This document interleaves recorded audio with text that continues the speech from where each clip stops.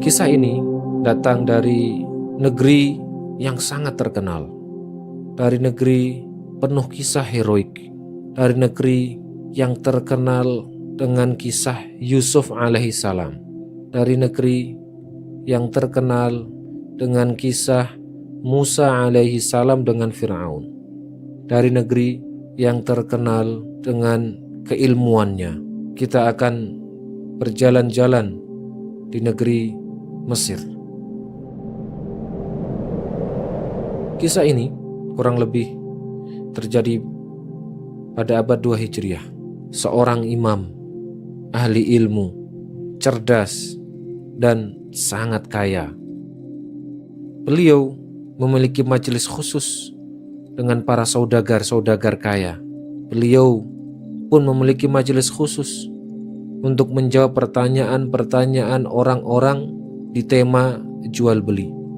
Beliau juga memiliki majelis khusus dengan khalifah. Kisah yang terkenal saat bersama dengan khalifah adalah kisahnya menyelesaikan masalah khalifah dari Daulah Abbasiyah Harun ar-Rasyid. Ketika Harun ar-Rasyid memiliki permasalahan dengan istrinya, diselesaikan oleh ahli ilmu ini, orang yang luar biasa ini. Kemudian Harun ar-Rasyid memberikan hadiah kepada orang ini, hadiah yang sangat banyak. Termasuk juga istrinya Harun ar-Rasyid memberikan hadiah yang sangat banyak.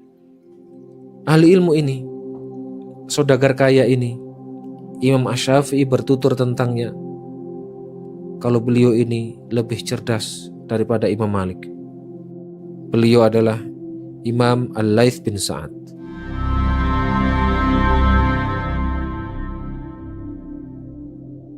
Imam Az-Zahabi menuturkan beliau ini termasuk Syekhul Islam karena keilmuannya.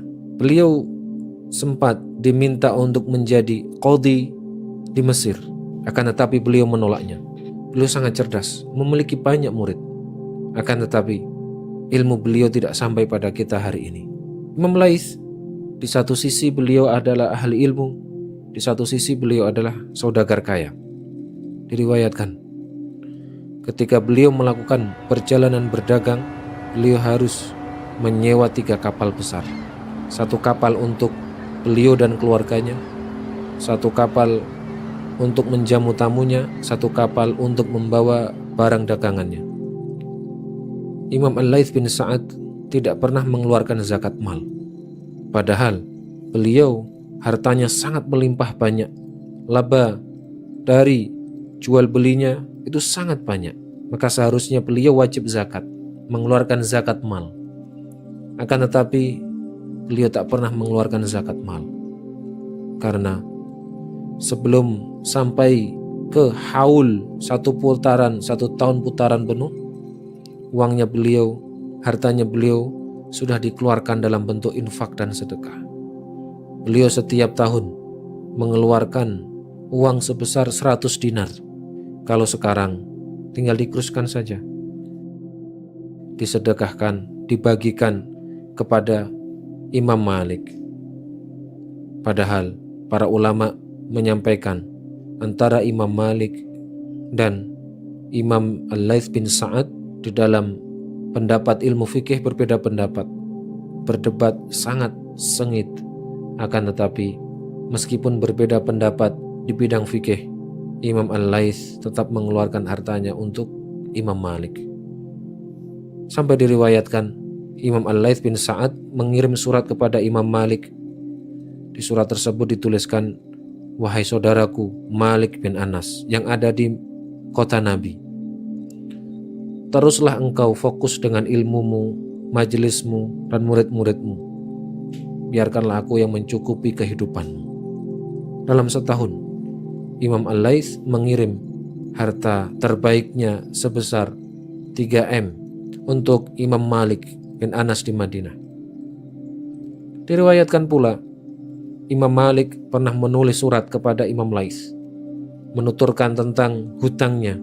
Kemudian Imam Al-Laits setelah membaca suratnya Imam Malik, Imam Laits mengirim uang sebesar 500 dinar, kurang lebih 5 M, untuk Imam Malik untuk melunasi hutangnya Imam Malik. Diriwayatkan pula, Imam Laits tidak hanya mengirim sebesar 300 dinar ataupun 500 dinar kepada Imam Malik, melainkan Imam Laits pernah membantu atau mengirim kepada Imam Malik sebesar 1000 dinar, kurang lebih 10 M dalam setahun.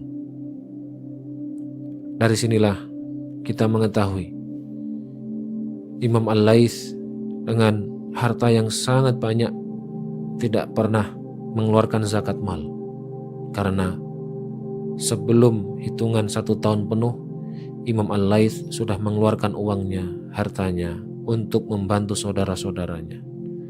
Oleh karena itu, para ulama menuturkan Imam Al-Laits ini adalah orang yang sangat zuhud, orang yang sangat warok, mengambil hartanya secukupnya untuk kehidupan dunia, selebihnya diberikan kepada ahli ilmu atau kemaslahatan untuk orang-orang yang beriman.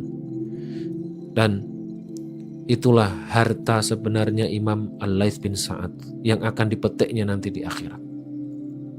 Beberapa ulama juga bertutur bahwasannya kalau tidak ada Imam Malik dan Imam Al-Laits, maka ilmu ini akan hilang.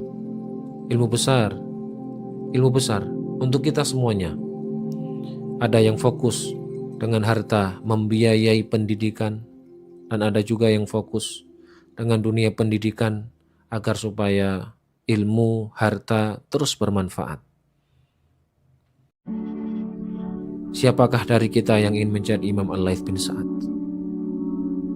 Siapakah dari kita ingin mengeluarkan harta terbaiknya untuk dunia pendidikan? Siapakah dari kita yang ingin mengeluarkan harta terbaiknya untuk wakaf, membersamai ahli ilmu, penuntut ilmu, alat-alat, fasilitas untuk penuntut ilmu? Imam Malik mengajari kita untuk fokus dengan ilmu, dan Imam Al-Laits bin Sa'ad mengajari kita untuk fokus membantu, fokus untuk memakmurkan, fokus untuk memuliakan ahli ilmu dengan harta-hartanya. Barakallahu fikum. Inilah kisah kita tentang Imam Al-Laits bin Sa'ad dengan hartanya yang dikeluarkan untuk dunia pendidikan.